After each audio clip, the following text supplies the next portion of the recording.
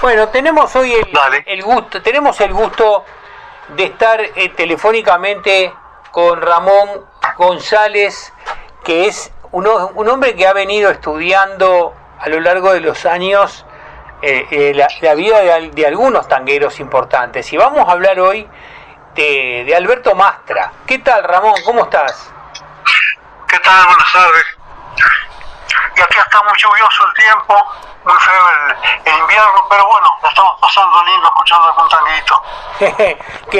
¿Desde cuándo, Ramón, te dedicas a la historia del tango?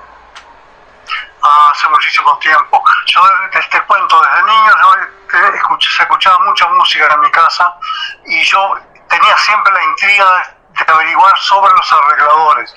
¿Quién eran esos personajes que no figuraban en las carátulas de los discos, que no se nombraban nunca? Eran los personajes anónimos. Siempre me interesé para averiguar sobre arregladores. Y así fue que entré al espectro de la música, digamos, averiguando siempre sobre los arregladores. Y de ahí después me abría a otros aspectos también, ¿no? Y específicamente, ¿cuándo conociste a Mastra? Mastra vivió, yo soy de San Carlos, del interior, departamento de Maldonado. Entonces Mastra vivió durante 2 periodos en San Carlos, con su esposa y su hija, y allí fue donde nos conocimos. A través de un compañero del liceo que era cuñado de él, justamente, fue quien me lo presentó. ¿Y vos qué edad tenías cuando lo conociste? Y tendría 20 años, 19, 20 años más o menos. ¿Y ya ahí te dedicabas a la música? Sí, ahí nos hicimos bastante compañeros con Mastra, a pesar de que la generación mía y otros amigos que la integrábamos, teníamos unos cuantos años menos que él, pero él se juntaba con nosotros, le gustaba hacer reuniones, guitarrear, hacía comidas en la casa, todo ese tipo de cosas, junto con nosotros. Ya digo que éramos una generación anterior a la de él, posterior a la de él. ¿Tú de qué año sos? 1943. ¿Y ahora estás en San Carlos en este momento? No, ahora estoy en Montevideo. Estoy en Montevideo. Estuve en San Carlos hace unos días por la reunión de coordinación para la actividad esta que se va a hacer precisamente por Mastra. Ahí está. Contame un poquito de esa actividad antes de profundizar en la vida de Mastra. ¿Cuándo va a ser este evento? Bueno, el tema es así. La Sociedad Unión de San Carlos cumple 132 años y estaba organizando una semana de festejo, de conmemoración, y dentro de esa semana cae la fecha de nacimiento de Mastra, que es el 9 de noviembre. Entonces resolvieron hacer un día dedicado específicamente a Mastra. Entonces me invitaron a participar para que dijera unas palabras sobre Mastra. Invitaron a un cuarteto de guitarra que son amigos míos, y bueno, se fue armando el paquete y está todo planificado para que estemos allí desde temprana hora ese día, para organizar todo con tiempo, y cuando llegue la hora de salir de abrir el telón iba a estar todo listo.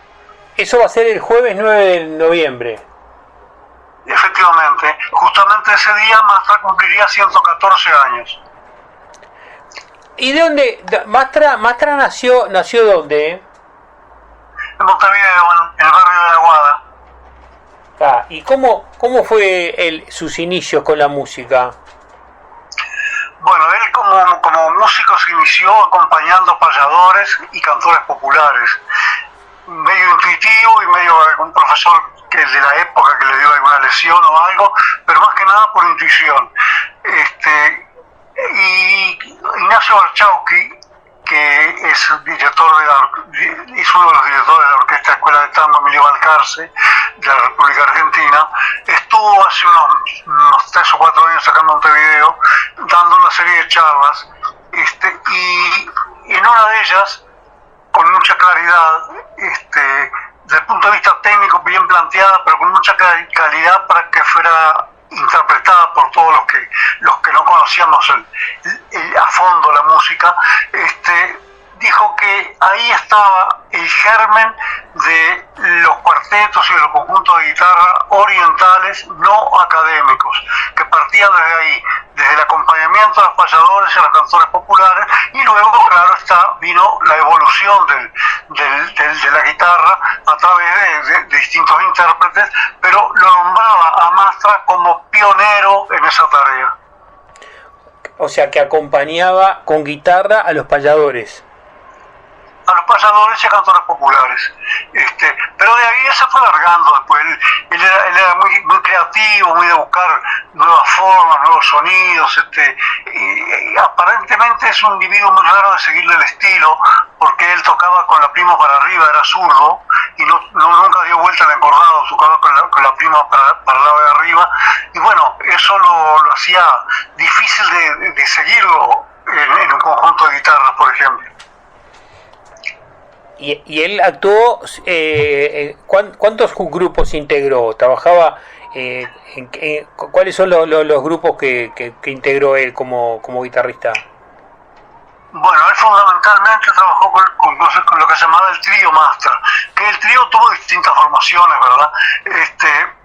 Pero el trío trabajó mucho en Buenos Aires, viajó por América del Sur, Brasil, Chile, anduvo por varios lados. En determinado momento se cambiaban los músicos del trío, se iban unos, venían otros, pero el trío siempre se mantuvo por unos cuantos años, con buen éxito y con buena repercusión, digamos. Tal es así que con el trío hizo una gira europea que tocó 14 países, y quedó inconclusa porque antes de terminar el contrato que tenía, tuvo que regresar a Buenos Aires porque uno de los integrantes del trío tuvo un problema familiar, no sé qué cosa, y entonces tuvieron que regresar de apuro a Buenos Aires y la gira quedó inconclusa, pero alcanzaron a tocar 14 países europeos.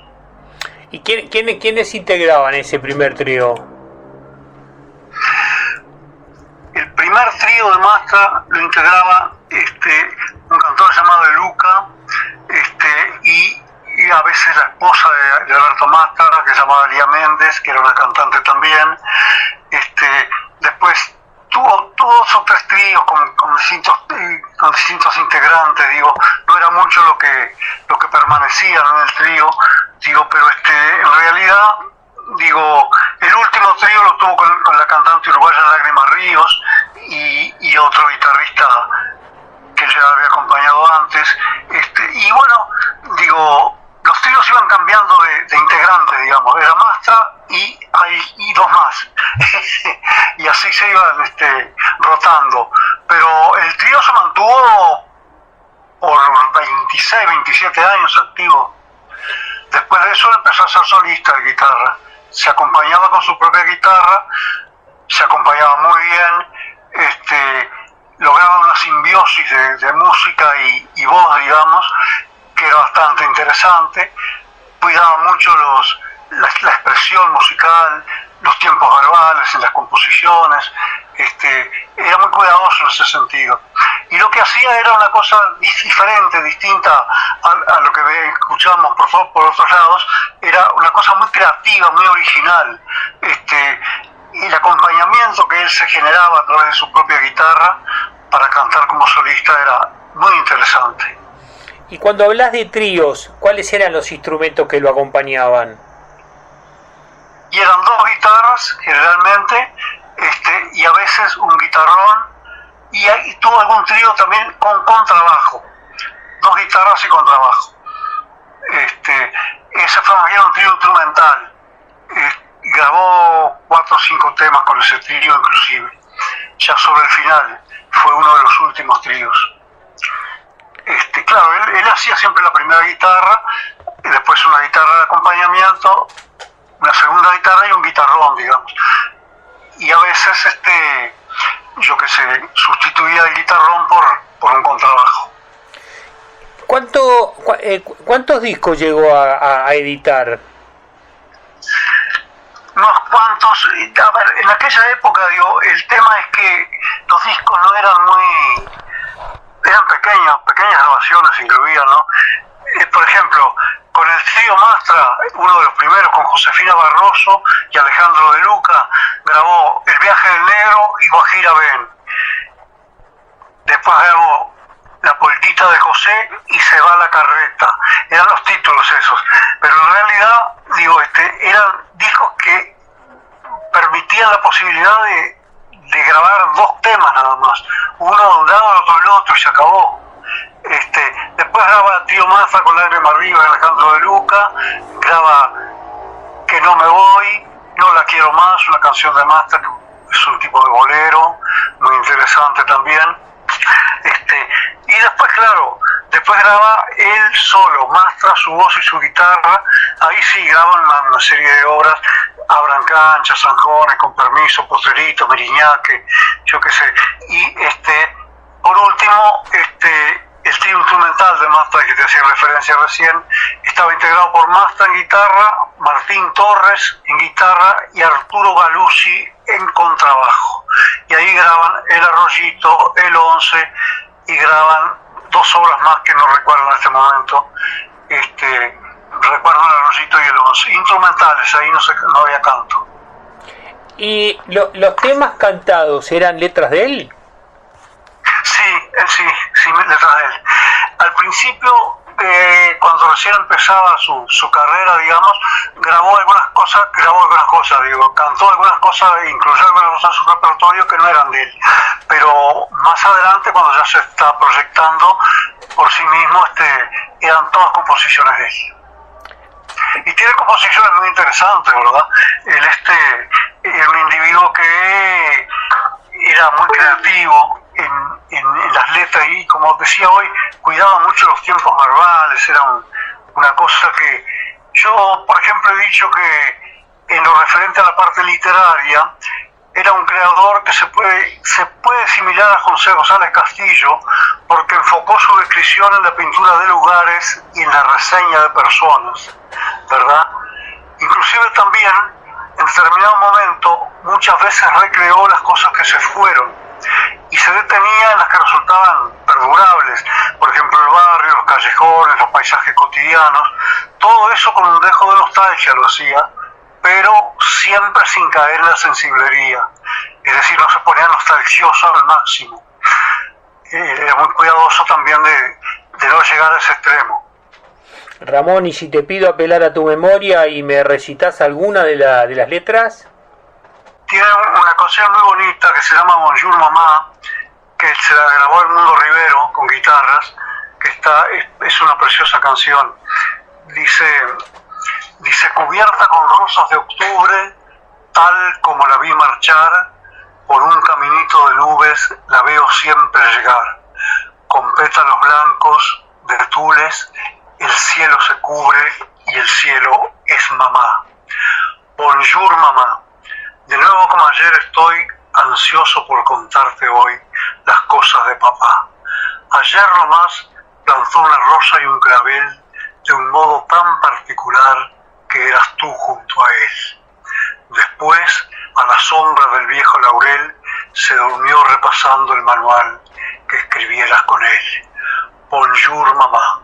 Estas fueron las nuevas de hoy y las siguientes de papá mañana te las doy.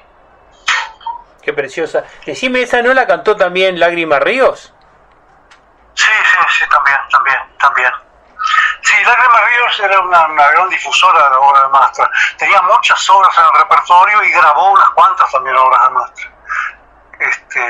Tal es así que los muchachos del Cuarteto Colibrillo, que es el grupo que va a ir de guitarras allá, han hecho un trabajo muy interesante, han ido al rescate de las obras instrumentales de Mastra, porque generalmente a Mastra lo conocemos más por las letras que por la música, ¿no? Entonces ellos indagaron el estilo, el sonido de Mastra, lo trataron de asimilar y arreglarlo para cuarteto de guitarras. Tarea difícil porque Mastra nunca se manejó con ese formato, pero ellos lo hicieron muy bien, con mucha responsabilidad, con mucho estudio, y hacen un bloque con la música de las milongas de Berto Mastra instrumentales. Y también están haciendo otra cosa. 3 de los integrantes del grupo son egresados de la Facultad de Ingeniería, es decir, no viven de la música, tocan porque les gusta y se dedican a eso porque les gusta. Y han hecho una especie de experimento muy interesante, que es rescatar de las grabaciones la voz de Mastra, extraerla de las grabaciones existentes y arreglar el cuarteto de cuerdas y insertar luego la voz de Mastra sobre el acompañamiento del cuarteto. Qué lindo. Sí, una cosa muy interesante. Van a hacer 3 o 4 temas de esos en San Carlos el 9 de noviembre, a modo de muestra, porque todavía están trabajando en ese proyecto, no está terminado. Pero es una cosa muy interesante. Desde el punto de vista técnico, uno de ellos es ingeniero de sonido, justamente, y se preocupa mucho por hacer todas esas estratagemas técnicas, digamos, que permiten hacer ese proyecto. Ramón, Mastra tuvo mucho éxito en Buenos Aires, ¿no? Sí, efectivamente, muchísimo éxito en Buenos Aires, sí. El tema es que, por ejemplo, te cuento una cosa. Mastra, dicen quienes lo conocieron desde pequeño, yo tuve la oportunidad de hablar con personas más o menos de su edad, dice que Mastra nunca cambió, que se mantuvo siempre siendo la misma persona que cuando era niño, que cuando ya era un afamado compositor, y buscaban sus obras muchos directores de orquesta y muchos cantantes solistas, principalmente argentinos, ¿verdad? Y bueno, por ejemplo, te cuento que Aníbal Troilo, por ejemplo, le grabó 5 obras con su orquesta a Alberto Mastra. Y también le grabaron otras orquestas, Pedro Laurens, Carlos Di Sarli, José Basso, todas incluyeron en su repertorio obras de Mastra. Y después solistas, varios solistas que también frecuentaban la obra de Mastra. Sobre todo, te reitero, mayoritariamente Fulvio Salamanca en la orquesta también le grabó, y los solistas, por ejemplo, Jorge Vidal, Nelly Omar, Graciela Susana, Aldo Calderón, Enrique Duma, Jorge Sobral, Edmundo Rivero, argentinos todos, ¿no? Después en Uruguay sí, le grabó Ernesto Restano, Alfredo Sadi, Rodolfo Morales, Olga de Grossi, Lágrima Ríos, Nancy De Vita. Actualmente, hay un acercamiento a la obra de Mastra, y ahí encontramos cantantes nuevos, intérpretes nuevos de nuestro país, actuales: Nelson Pino, Malajunta Tango Trío, Maya Castro, Giovanna, Cuarteto Rica Cosa, Valentina Stoll, y Gabriela Morgare, que es una intérprete muy interesante, que acaba de grabar hace 2 años un disco íntegro con obras de Mastra, y que salió premiado acá con el premio Graffiti como la mejor producción del año. Pero es el primer disco que está integrado en su totalidad con obras de Mastra, es este. Recuerdo un espectáculo fantástico que armó también la gente de La Mufa con Alberto Mastra. Ah, sí, La Mufa, sí, La Mufa. Ellos armaron una cosa sobre Alfredo Gobi también. Generalmente se maneja mucho haciendo ese tipo de cosas. Bárbara. Ramón, una pregunta que quiero que nos comentes. ¿Cómo lo has visto vos lo viste cuando estuviste con él? ¿Lo viste armar esas maravillosas botellas con imágenes adentro? Sí, lo vi trabajar en eso, sí. Vos sabés que tenían unas herramientas que las hacía él mismo, eran como unas pinzas largas, que las limaba y las preparaba las puntas y las metía por la punta de las botellas, y una paciencia increíble, una cosa increíble, pero es maravilloso ver el resultado final después. Yo las vi en la elaboración, pero ver el resultado final después es una cosa maravillosa. En Agado, por ejemplo, acá en la Asociación de Autores, hay en las vitrinas hay unas cuantas botellas de Mastra, están en exhibición allí, y Agado es muy visitado por por turistas y gente que viene a conocer Montevideo así, y quedan todos asombrados con las botellas de Mastra. La verdad que es una genialidad. Él tenía un buen...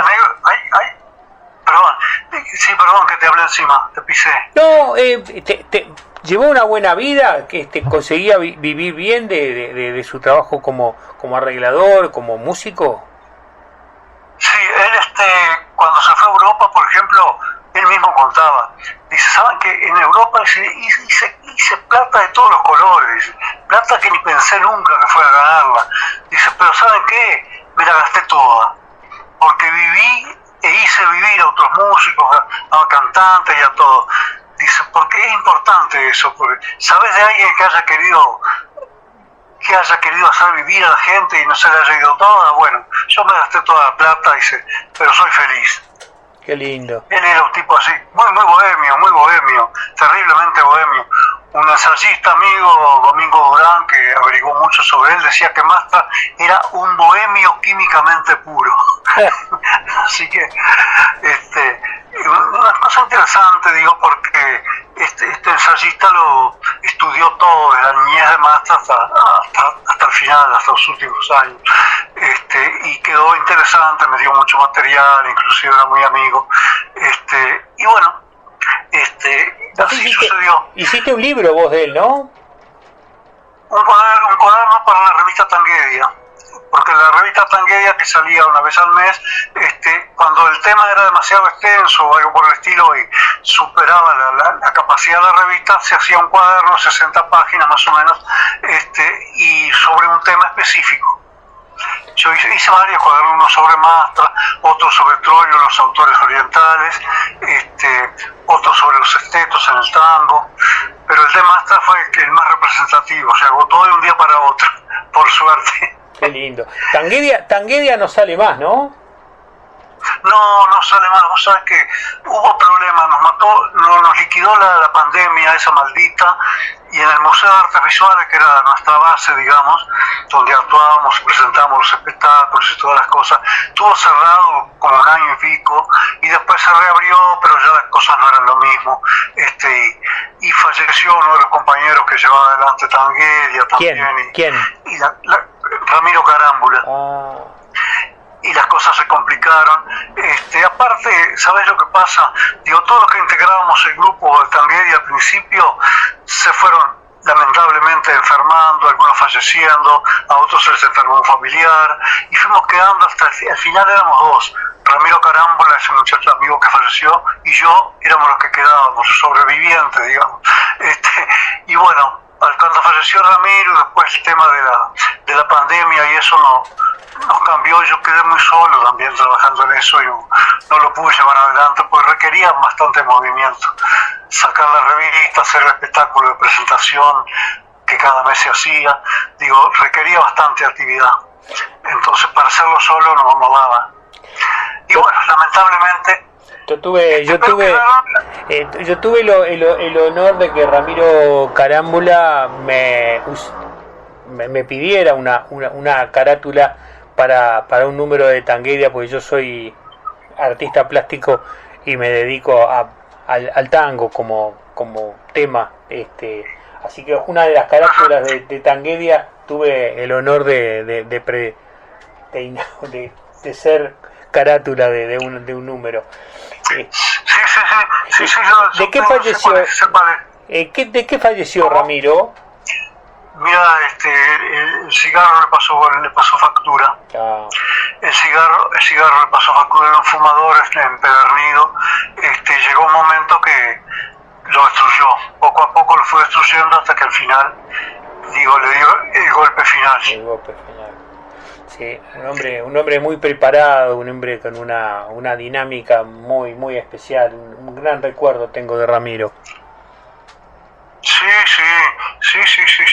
No, nosotros convivíamos frecuentemente con Ramiro, la familia y todo, mi familia, la familia de él, todo. Bueno, y de él fue la idea de sacar la revista Tanguedia, y la sacamos. Pero éramos varios, al principio éramos como 8 o 10 trabajando en ese tema. ¿Cuántos números llegó a sacar Tanguedia? ¿Tenés idea?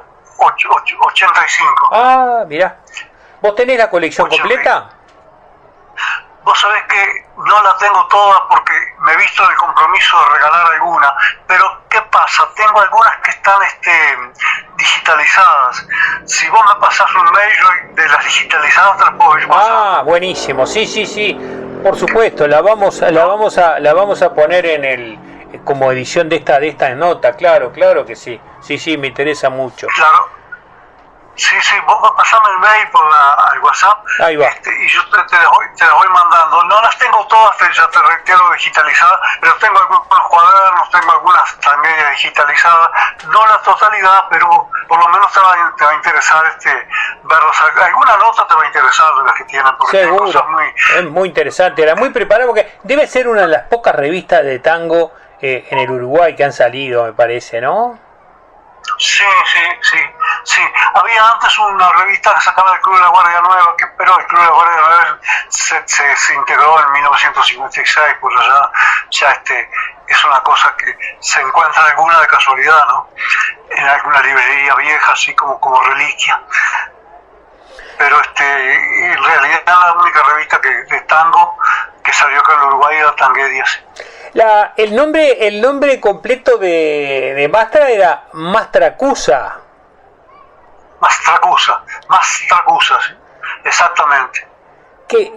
¿Conociste a la familia, a los padres? No, los padres no. Había un hermano de Mastra que era zapatero, y los últimos años de su vida trabajó acá a las cuadras de mi casa en Montevideo. Una vez fui al taller, pero ya está muy veterano, muy viejito, y con un poco de demencia senil, me dijo una vecina allí. No me pudo dar ningún dato, ninguna información ni nada, pero yo más que nada lo que quería era conocerlo. Y sí, lo conocí, pero ya era de muy avanzada edad. Ramón, ¿y a vos a qué te has dedicado en tu vida? Yo soy profesor de literatura, y trabajé en el SUDE, que es la radio oficial acá del Uruguay. ¿En qué función? 20 años haciendo un programa de radio llamado Música de Dos Orillas. ¿Y eso hasta cuándo fue? Que todavía... Y yo de 1985 hasta el 2005. 20 años. 20 años. El programa sigue, porque el nombre ese era de la radio Música de Dos Orillas. Yo lo que hacía era utilizar ese espacio que era de radio con el nombre del programa que venía de años atrás. ¿Y ahí qué hacías? ¿Comentario y pasaba música? Pasaba música, sobre todo música nueva que iba rescatando. Yo tengo contacto por suerte, con varias personas en el exterior, y nos intercambiamos grabaciones y cosas así. Entonces tenía bastante material moderno, cosas interesantes y cosas no tan modernas pero interesantes al fin. Y lo que hacía era pasar cosas, no lo que comúnmente se pasaba por las otras radios. Era un programa un tanto distinto, lo referente a la selección de la música, ¿no? ¿Verdad? Pero bueno, ¿era tango? Porque sí, tango. Pero yo tengo un dicho, hay una cosa que le llamo tango verdad, porque un día Daniel Vinelli, que era bandoneonista de Pugliese en un momento, vino con Pugliese acá con la orquesta y fuimos a cenar juntos con los integrantes y eso, y me dijo una frase que no me la olvidé más. Dice: vos sabés que al carro del tango se suben todos los chantas, me dijo. Dice: todos los chantas suben al carro del tango. Presta atención y vas a ver que es así. Dice: ¿y sabés por qué? Porque el tango es un género vivo. No es como el minué montonero, por ejemplo, es un género que ya es caduco. Dice: por eso prefieren el tango, es un género vivo, un género vital. Entonces todos los chantas se suben al carro del tango. Y quedé pensando en eso. Y soy medio asquerosito para la selección musical, ¿viste? No me gusta todo el tango, me gustan ciertos tangos y ciertos intérpretes. Volviendo a Mastra, ¿qué coleccionás de la parte de todo el conocimiento que de él tenés?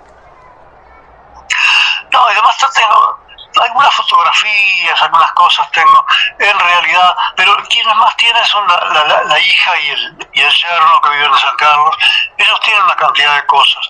Alguna cosa me han dado ellos después que él falleció, pero no es mucho. Más era un individuo que no se preocupaba mucho por la imagen, como diríamos ahora, de perfil bajo, ¿no? Él le preguntaba si tenía una foto. Acá no, yo nunca me preocupé por las fotos, nunca me interesaron. Y no tiene una foto con fulano tal, sí, capaz que me sacaron alguna, pero yo no tengo ninguna. Ese tipo de cosas, ¿no? Nunca se preocupó por autopromocionarse. ¿Fue amigo de Horacio Ferrer? ¿Cómo? Sí, con Horacio Ferrer, ¿era amigo? No sé si lo conocía, mira, en realidad no sé. El otro día me preguntó un muchacho, me llamó y me preguntó quién era Carriego. Dice, porque Masta dice en uno de sus temas menciona a Carriego, dice, eran amigos. Entonces le escribí, digo, no, ¿qué van a ser amigos? Dice, Masta nació en 1909 y Carriego murió en 1912. Claro. Así que tenían poco espacio para ser amigos. Digo, Masta se habrá enterado de la poesía de Carriego y todo lo demás, y en determinado momento lo mencionan en unos temas, pero no porque fueran amigos. Y bueno, falleció joven, ¿no? 67 años tenía. Sí.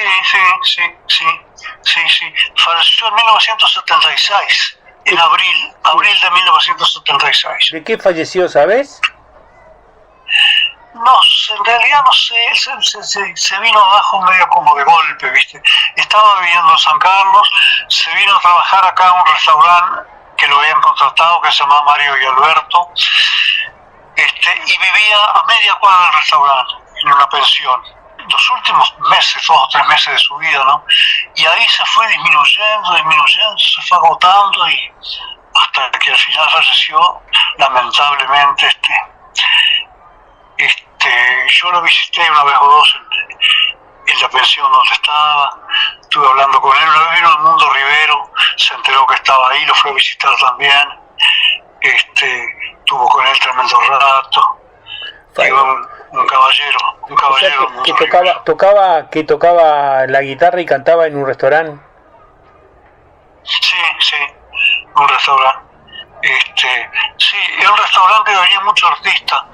De Montevideo, de Buenos Aires vino el trío Leopoldo Federico, yo qué sé, vino Jorge Sobral, vino gente interesante a cantar ahí. Y Guillermo Fernández. ¿Existe todavía ese restaurante? No, cerró hace mucho tiempo. ¿De dónde era eso? En la calle Constituyente y Tacuarembó. Ahí mismo, restaurante Mario y Alberto, se llama. Los dueños eran muy tangueros y traían artistas de Buenos Aires y contrataban artistas locales, y Masta fue contratado ahí. Yo había estado contratado el pila de tiempo ahí, pero después, como se fue a San Carlos nuevamente en su segundo periodo en San Carlos, cuando volvió a trabajar en ese restaurante. Decime, Ramón, ¿y con la señora vivió hasta el final o se separó? No, yo creo que volvió hasta el final. Los últimos meses que estuvo viviendo acá en la pensión, él estaba solo. Pero creo que estaban en buen relacionamiento con la señora, ¿no? No sé, en realidad no sé. Yo los últimos tiempos yo lo vi poco, lo vi menos, supe que estaba ahí viviendo y trabajando, y lo fui a visitar, 4 o 5 veces fui con él. Un cantor que era de la orquesta Pulia Pedrosa, acá llamado Oscar Nelson, iba a la pensión y le ayudaba a afeitarse y ese tipo de cosas. Digo, ya sobre la etapa final de él, ¿no? Claro. Ramón, la verdad que fue un gustazo charlar contigo sobre este personaje tan importante en la historia del tango uruguayo. Fue un gusto charlar contigo, y bueno, como una especie de aviso para que la gente que anda cerca, que no se vaya a perder este espectáculo que van a hacer ahí en este teatro fantástico que tiene San Carlos, que tiene, ¿cuántos? 140 y cuántos años me dijiste. Sí, 132 años. 132, que está hecho a nuevo, ¿no? Eso. Lo han reformado precioso. Sí, el teatro le ha hecho un mantenimiento permanente, es uno de los primeros teatros importantes del país, ¿no? Digo, en realidad, le han hecho un mantenimiento, que requieren un mantenimiento casi permanente esos edificios, digo, pero está precioso. Todavía fuimos a visitarlo y anduvimos mirándolo ahí por dentro y es impecable, es una reliquia, y vamos a estar ahí por suerte, muy felices de estar en el Teatro Unión y muy felices de estar en San Carlos también y conmemorando un cumpleaños más de Mastra. Una maravilla. Te agradezco mucho, Ramón. Suerte. No, el agradecido soy yo. Un abrazo. Gracias. Chao.